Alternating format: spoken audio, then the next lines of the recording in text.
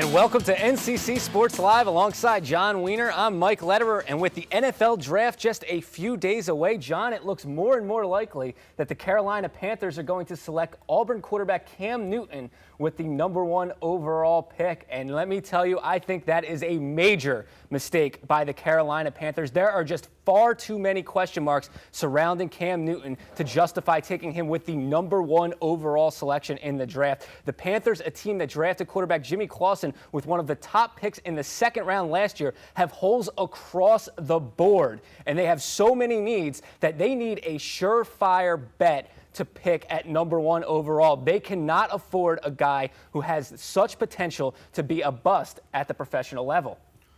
Well, it's a good point. Carolina does need a lot of things. But the thing with Newton is when you have a player of his caliber, a guy who Coach Jim Harbaugh said for the 49ers knows a thing or two about quarterbacks, said plutonium-grade raw material, haven't seen an upside like this guy in 10 years. It's the best football player I've ever seen. 24 years. A lot of people say he's the best football player to ever come out of the SEC. We're talking about Herschel Walker, Bo Jackson. You just can't pass up a guy like that. There are numerous red flags with this guy, character issues, but if you have Secretariat sitting in the stable, you don't leave him in there because you're afraid you might get bucked off before the finish line. It's a once-in-a-lifetime deal. You talk about the Panthers, yeah, they drafted Jimmy Clausen. Clausen was 1-9 last year as a starter with a 58 quarterback rating. Both of those were the lowest in the league. Carolina scored 16 total touchdowns all year last year. Newton does that in about a half against some of the defenses.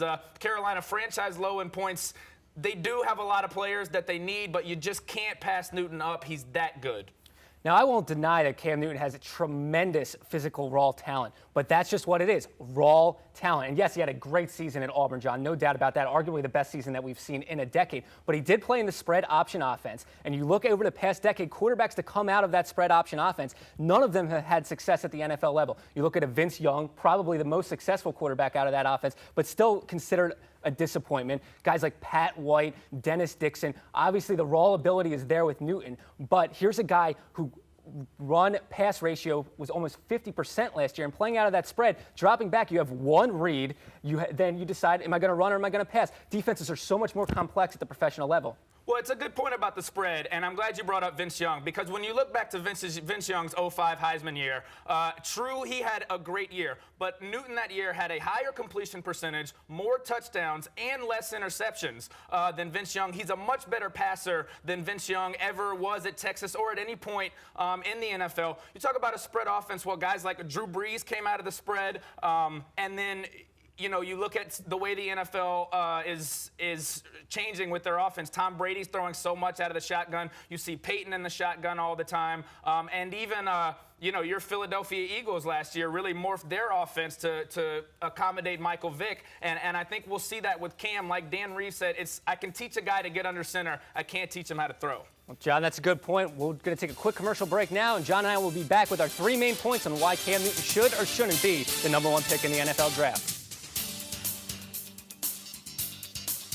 Welcome back to NCC Sports Live alongside John Wiener. Mike Lederer here debating whether Cam Newton should be the #1 overall pick in Thursday's 2011 NFL Draft. 3 main points on why Newton should not go to the Carolina Panthers. #1, major character issues surrounding Newton. We all know the story surrounding him.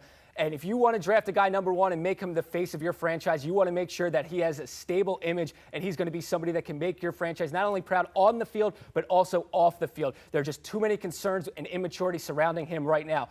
Additionally, Newton is a major project coming out of the spread offense. He's already altered his mechanics in preparation for the draft. And quite frankly, he just does not have enough reps on the field. 1 season on the field at Auburn after leaving Florida, where he was the #3 quarterback on that squad. Going to the NFL level, his running and passing combination is just not going to be able to sustain for a long-term career. And finally, there are just too many question marks surrounding Cam Newton. You look at him with the top overall pick, you want a sure bet.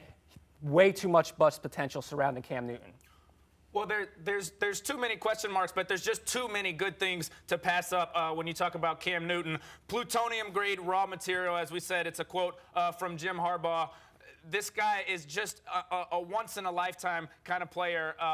But I think more importantly, you look at number 2, Cameron Clutch. This guy plays his best in big game situations. He didn't lose a game last year. SEC championship game, picked apart South Carolina. Won a close game against Oregon, threw for 260 yards, a couple scores. And then on the road against Alabama, down 24-0 in Tuscaloosa against the Nick Saban defense. Cam Newton brought Auburn back there as well. In his best games, he played his best all the season long. He's a true winner. And the best of the best, Newton did it against the SEC, which has had the most NFL draft picks the last 5 years. They've had 11 out of the last 13 drafts the SEC has led in picks. Cam's not doing it against vanilla defenses. He's doing it against the defenses where the NFL is bred in the SEC. If he can do it there, Cam can do it anywhere. Well, John, I have to ask you, if Cam Newton's such a once-in-a-generational player, why was he the third-string quarterback when he was at Florida? Why did he have to go to Auburn to get a chance on the field? Why was he not even projected as a first-round pick just 6 months ago? Well, he was behind a pretty good quarterback at Florida, a kid by the name of Tim Tebow. And if you look at Cam actually did see the field a good bit in his freshman year under Dan Mullen, offensive coordinator, Urban Meyer, the coach. If Newton was going to be wait behind anybody, Tebow's not a bad guy to do it. Newton, of course, ended up at Auburn because he had some of those character issues at Florida. And, the guy went to junior college and won a national championship. Then he came back to Auburn and won more. So Cam, he was a little bit of a mercurial talent, made the kind of rise. But when you look at the games that Cam had last year against LSU, against Alabama, they said he couldn't pass. Well, then the last 3 games, he comes back and throws for 260 against Oregon, 334 against South Carolina. Newton gets it done when it counts. The guy's just a winner. And I think of all the character issues that we talk about with Newton, I think him being a winner is the most important. And then there's the whole adversity issue. He overcame so much of it last year.